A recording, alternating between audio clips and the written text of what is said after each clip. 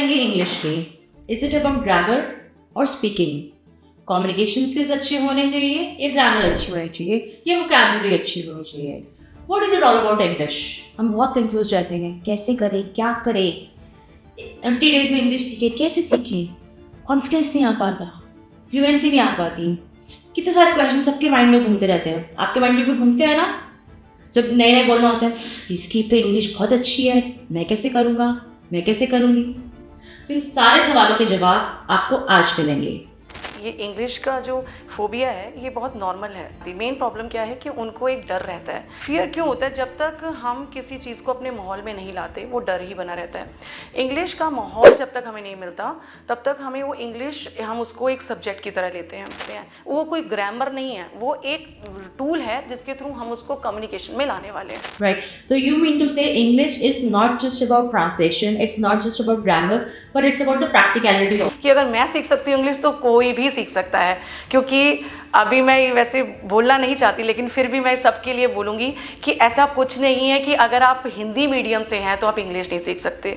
बहुत खूब, बहुत बढ़िया रिचा जी। मेरे को आपकी 3 चीज़ें तो बहुत अच्छी लगी। सेवा भाव, सबसे पहले सेवा भाव कि आप जो कर रहे हैं सिर्फ वो अपने लिए नहीं कर रहे, मैं यहाँ देने आया हूँ, मैं लेने नहीं आया, मैं देने आया हूँ। So learn, earn, return. Return भी बहुत ज़रूरी है। So learn from the society, earn from the society and then pay back to the society, give back to the society.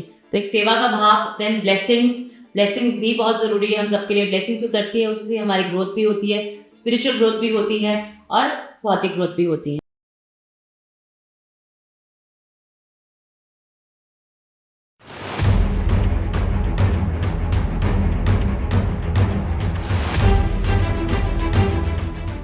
आज हम बात करेंगे इंग्लिश की। इज इट अबाउट ग्रामर और स्पीकिंग? कम्युनिकेशन स्किल्स अच्छे होने चाहिए या ग्रामर अच्छी होनी चाहिए या वोकैबुलरी अच्छी होनी चाहिए? What is it all about English?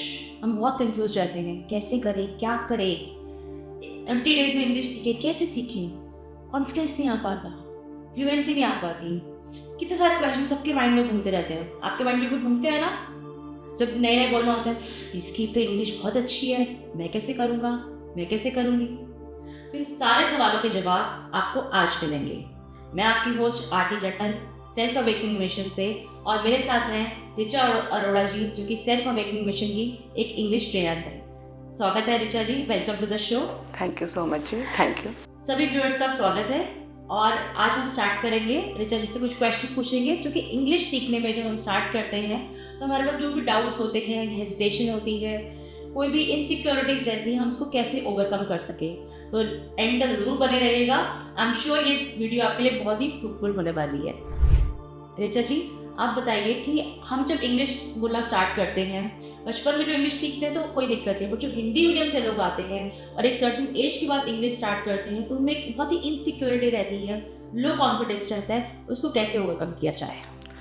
बहुत ही अच्छा क्वेश्चन आपने पूछा है। और ये नॉर्मली सब लोगों का ही क्वेश्चन होता है कि ये इंग्लिश का जो फोबिया है ये बहुत नॉर्मल है। और जितने भी हम अब तक जो मैंने क्लासेस ली हैं तो ये ऐसा नहीं है कि उनको इंग्लिश नहीं आती। मेन प्रॉब्लम क्या है कि उनको एक डर रहता है। तो ये फियर क्या है? फियर क्यों होता है? जब तक हम किसी चीज़ को अपने माहौल में नहीं लाते वो डर ही बना रहता है। इंग्लिश का माहौल जब तक हमें नहीं मिलता तब तक हमें वो इंग्लिश हम उसको एक सब्जेक्ट की तरह लेते हैं। तो ये माहौल कैसे हमें क्रिएट करें, इसके लिए आज मैं बताती हूँ आपको। ये माहौल ना हम लोगों से नहीं, अपने आप से ही बात करके हम इसमें कर सकते हैं। जैसे कि कोई भी चीज़, अगर हमको एक ग्रामर का कॉन्सेप्ट लेते हैं, लोग सोचते हैं कि ग्रामर का बहुत बड़ा रोल होता है। यस, उसका रोल होता है, पर वो ही सिर्फ इम्पॉर्टेंट नहीं है। बहुत सारी चीज़ें हैं जो लैंग्वेज है, ये लैंग्वेज में इट्स ऑल अबाउट कि हमें हर चीज़ के बारे में प्रॉपर नॉलेज नहीं भी है, लेकिन हम उसको थोड़ा थोड़ा भी अपनी लाइफ में उतार रहे हैं, इम्परफेक्शन के साथ बोल रहे हैं, वो धीरे धीरे हम उसमें बहुत स्मूथली अपने आप को आगे ले जाते हैं। तो इसके लिए जब एक भी कोई ग्रामर का कॉन्सेप्ट लें और उसको अपनी रियल लाइफ से कनेक्ट करेंगे और उसका माहौल बनाएंगे। अगर कोई बात करने के लिए नहीं है तो अपने आप को ही अपना फ्रेंड बना लें, या आज की डेट में ऑडियो वीडियो से, या कितनी सारी वीडियोज़ इंग्लिश में आती हैं, तो किड्स की जैसे स्टोरीज़ होती हैं या जो आपका एरिया ऑफ इंटरेस्ट है उसको देखकर भी डेफिनेटली आप अपनी इंग्लिश को सुधार सकते हैं। और अगर आप प्रॉपर गाइडेंस के साथ इंग्लिश सीखते हैं तो एक पुश मिलता है, वो जो पुश मिलता है वो एक बहुत मोटिवेशनल होता है, और उस मोटिवेशन और एप्रिसिएशन से ही बहुत जल्दी इंग्लिश सीखी जा सकती है। नहीं ऋचा जी, जैसे आपने अभी बात करी माहौल बनाने की, माहौल नॉर्मली अपने आप से नहीं बन पाता है। वी नीड सराउंडिंग्स, जैसे कि हमारी फैमिली हो गई, फ्रेंड्स हो गए। बट बहुत बार देखा गया है कि वो हमें माहौल नहीं मिल पाता आउटसाइड। हम बोलने की कोशिश भी करते तो लोग और मजाक उड़ाते हैं, यार क्या उल्टी सीधी इंग्लिश बोल रहा है, और खिला के हंसना पड़ता है, ये अंग्रेज आया है, you know all this type of comments. तो वो बहुत बहुत बार हम लोगों को नहीं मिल पाता है। और जैसे आपने अपने आप से बात करी, तो उसके थोड़ी टेक्निक्स बताइए कि अपने आप से बात कैसे कर सकते हैं, how can we self talk. तो हाउ ये माहौल खुद से खुद में कैसे बनाया जा सकता है, प्लीज इसके बारे में थोड़ा सा अच्छे से इलैबोरेट कीजिए। जैसे कि मैंने पहले ही बताया कि एक प्रॉपर गाइडेंस के साथ अगर कोई चीज़ होती है तो एक फ़्लो बनता है। तो अगर आप कोई कोर्स ज्वाइन करते हैं तो एक पुश मिल जाता है, गाइडेंस मिल जाती है। अगर किसी भी लाइन में हमें जाना है, अगर हमें गाइडेंस मिलती है तो वो गाइडेंस के थ्रू हम धीरे धीरे अगर हम उसको अपनी लाइफ में उतारने लगते हैं तो हमें पता चलता है कि हम सही ट्रैक पे जा रहे हैं। सपोज़ हम सबको पता है कि इज़ हमारे बचपन में हमने सबने किया है, वर्ब क्या होती है, इज़ हमार क्या है, बट हमने उसको रियल लाइफ में या उसको अपने कम्युनिकेशन में ऐड नहीं किया। This is the main problem कि ग्रामर का इशू नहीं है, ग्रामर बहुत सारे लोगों को आती है, बट द थिंक कि उस ग्रामर को उन्होंने अपने कम्युनिकेशन में ऐड नहीं किया। तो हम क्या करें, जब भी कोई भी एक सेंटेंस स्ट्रक्चर सीखते हैं उसको अपनी रियल लाइफ से कनेक्ट करें। जैसे कि अब मैं अपनी क्लास में यही बताती हूँ, सपोज प्रेजेंट इंडेफिनिट रूल है, it's not about rule, it's about daily, it's all about daily routine. तो अगर आपको प्रेजेंट इंडेफिनिट अगर आपको रूल आ गया है तो आपको रूल नहीं आया, आपको डेली रूटीन बताना आ गया है। अगर आपको कंटिन्यूस आ गया है तो आपको कमेंट्री करनी आ गई है। और अगर आपको परफेक्ट आ गया है तो जो काम आपने अभी किया है तो उसके बारे में आप बता सकते हैं। अगर आपको कोई स्टोरी बतानी है तो आपको पास्ट इंडेफिनिट आना चाहिए। तो इस टाइप से ही हम उसको कनेक्ट कराते हैं। वो कोई ग्रामर नहीं है, वो एक टूल है जिसके थ्रू हम उसको कम्युनिकेशन में लाने वाले हैं। और ऐसी बहुत सारी चीज़ें हैं।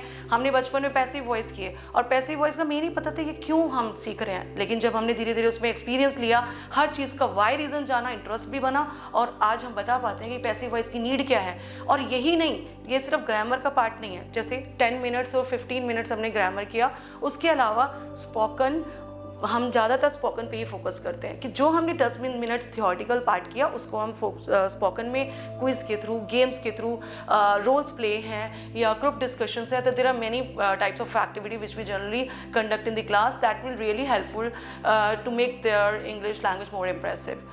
और इसके साथ साथ बहुत सारी चीज़ें हैं which we can add in terms of techniques. Right, तो you mean to say English is not just about translation, it's not just about grammar, but it's about the practicality also. क्योंकि हम इंग्लिश का जो subject हम पढ़ते थे, theoretical subject, मतलब जब मुझे याद है हमने जैसे पढ़ा है, we used to talk about grammar, we used to talk about translation, पर हमने कभी इंग्लिश का प्रैक्टिकल्स नहीं किया।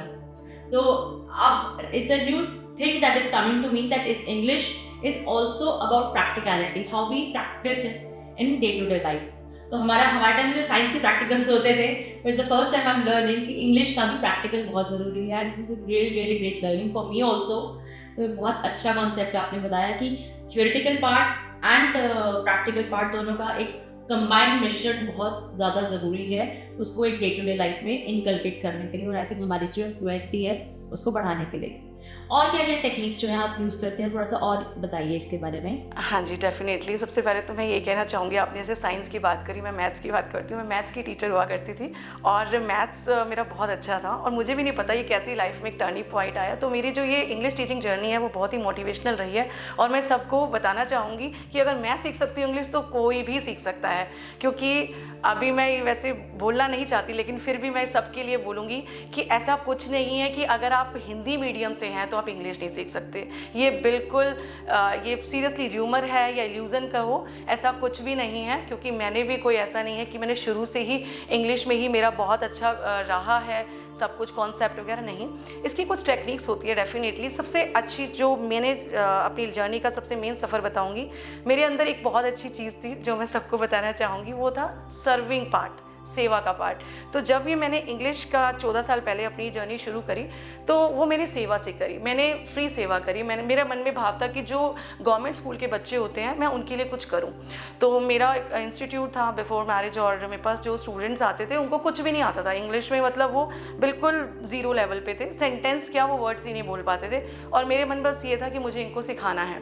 तो मैंने उन पर मेहनत करी, और आज डेफिनेटली बहुत अच्छे लेवल पर वो हैं, और ये मेरी अचीवमेंट भी भी है कि वो एक हैंडसम अमाउंट अर्न कर रहे हैं, तो वो जो फ्री पार्ट था, उनके पेरेंट्स की जो ब्लेसिंग्स थी, वो तो बहुत बड़ा पार्ट रहा ही है of course, but at the same time efforts and challenge, और वो टेक्निक्स को यूज़, जैसे मैंने कहा, जैसे मैथ्स मेरा फेवरेट सब्जेक्ट था, तो मैथ्स में क्या चाहिए होता है, हमें एक सॉल्यूशन, कि हमें हर चीज़ का सॉल्यूशन मिले, वाई रीज़न पता चले। इंग्लिश में भी वही है, हम इंग्लिश को एक लैंग्वेज नहीं लेते, इंग्लिश को अंडरस्टैंड करो, उसका वाई रीज़न जानो, उसको एक मैथ्स की तरह लो, जैसे एक रीज़न होता है, एक उसमें सॉल्यूशन होता है, क्या कंसिक्वेंट है, वो सब चीज़ों से कितना मज़ा आता है। और अब जब हम संजीव सर से जुड़े हैं तो उसमें हमने और चीज़ ऐड कर दी, वो है अफर्मेशंस। तो ये मेरी 5 अफर्मेशंस है जो मैं सबको कहूँगी, ज़रूर से ज़रूर अभी से नोट कर लीजिए, और ऐसा हो ही नहीं सकता कि आपका इंग्लिश सीखने का मन ना करे।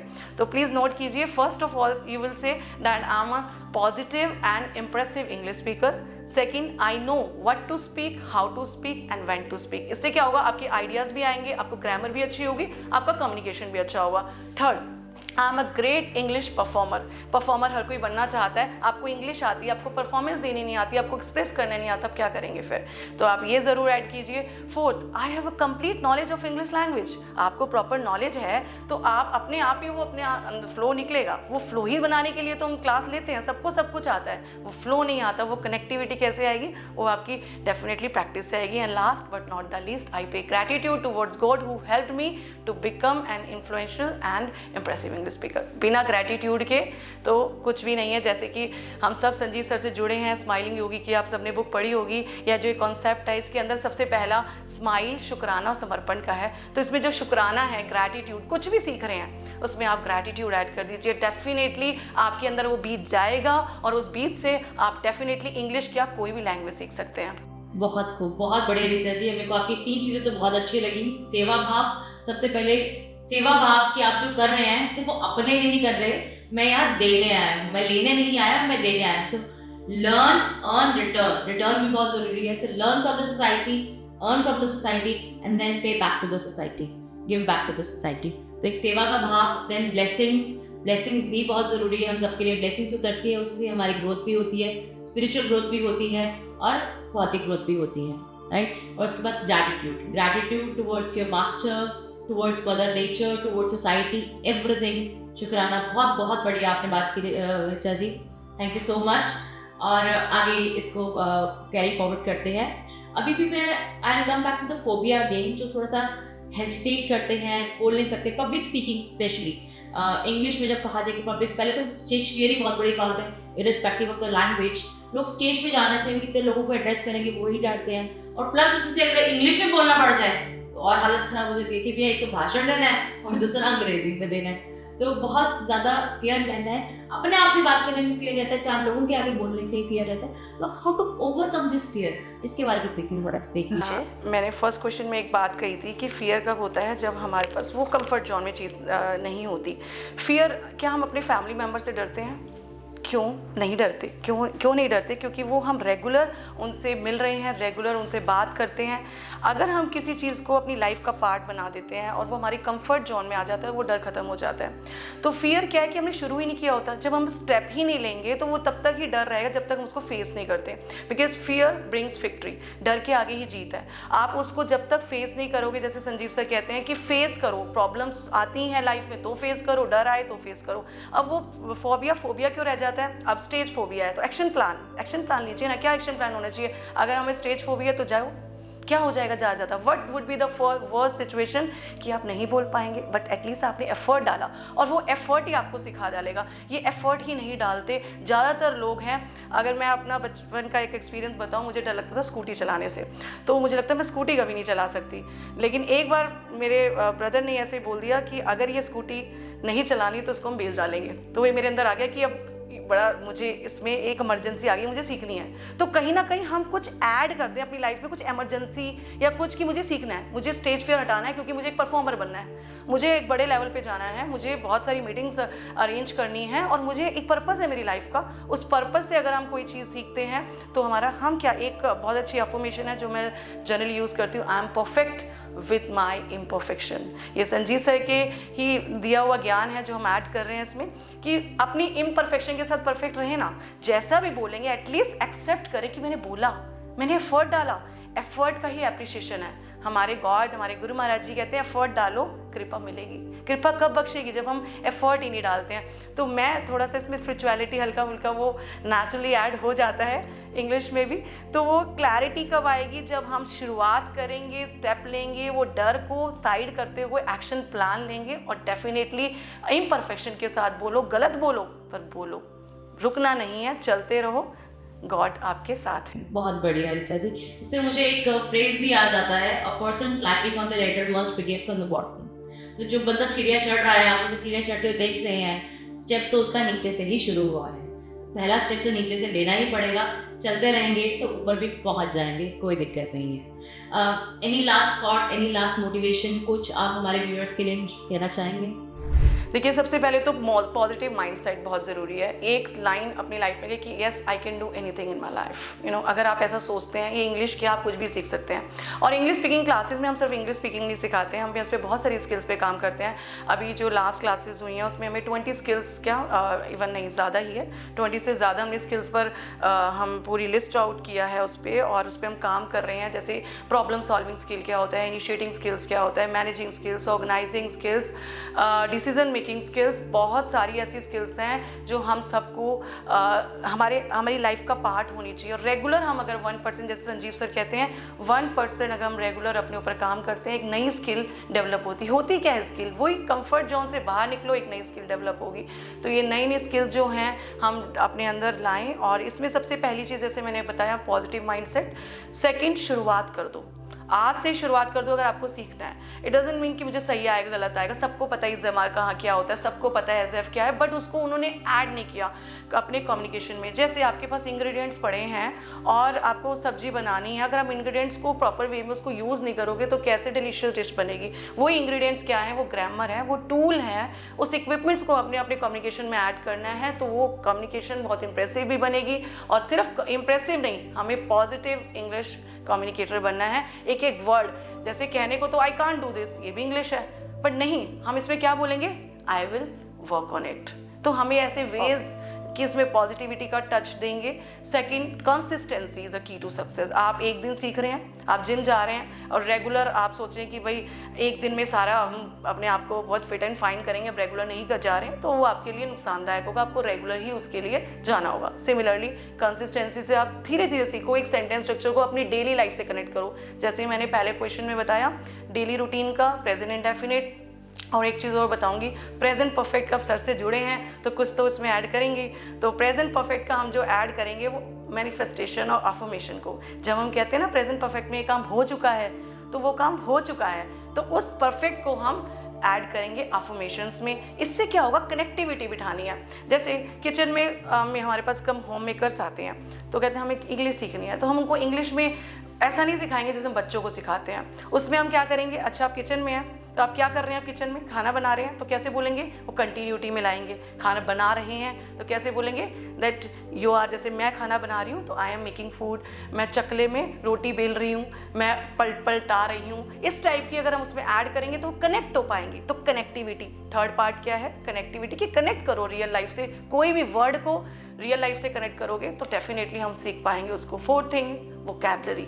अब आता है सेंटेंस स्ट्रक्चर है, ग्रामर है, वर्ड्स नहीं आ रहे हैं, फ्लो नहीं बन रहा, सिनोनियम्स नहीं है, सिमिलर्स वर्ड्स नहीं आ रहे, ईडियम्स नहीं है, फ्रेजेस नहीं है, स्पार्क नहीं है। आजकल स्पार्क जैसे it's not my cup of tea, it's a piece of cake, ये at the 11th hour, these sort of things create spark. वही तो है जो इंटरेस्ट क्रिएट करती है, ये ऐड करें। Last but not the least, acceptance, gratitude के साथ जो जितना सीखा बहुत अच्छा, और विश्वास करें अपने ऊपर भी और जो सिखा रहा है उन पर भी, और गॉड आपके साथ है। वो तो आपको हमेशा चाहते हैं आप आगे बढ़ते रहें, बस सीखते रहें। तो ये बहुत छोटी छोटी चीज़ें हैं, टेक्निक्स हैं जो हम अपनी क्लासेस में भी ऐड करते हैं कि कुछ ग्रैटिट्यूड एक्टिविटी है वो इंग्लिश में लिख के दिखाएं। इससे क्या होगा? काउंट द ब्लेसिंग्स, ब्लेसिंग्स भी काउंट होंगी और इंग्लिश भी आपकी अच्छी हो जाएगी। तो इस टाइप से अगर आप, बहुत सारी चीज़ें हैं जो अपनी लाइफ में उतारेंगे, वो सिर्फ इंग्लिश नहीं सिखाएगी, वो आपको एक्चुअल में एक पॉजिटिव पर्सन बनाएगी।